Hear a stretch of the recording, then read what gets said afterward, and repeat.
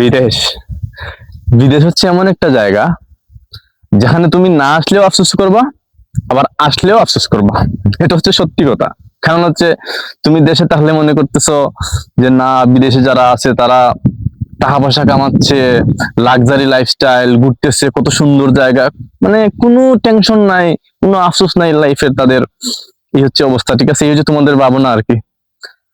আর বিদেশে যারা আছে তারা ভাবতেছে হায় রে, টাকা পয়সা কামাইতেছে ঠিকই, কিন্তু এখানে বাপ নাই, মা নাই, ভাই বোন নাই, আত্মীয় স্বজন নাই, কেউ নাই। 10 ঘন্টা 12 ঘন্টা ডিউটি করে এসে নিজে রান্না করে খাওয়া লাগে, শান্তি নাই, ভাল লাগে না এই লাইফ। এই হচ্ছে বাস্তবতা, ঠিক আছে? এজন্য বলতেছি যে যেই অবস্থায় আছো ওই অবস্থাকে, ওই সময়টাকে এনজয় করো, ঠিক আছে?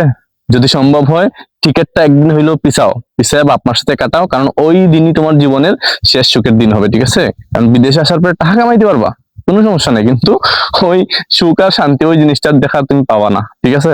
এটা হচ্ছে বাস্তবতা।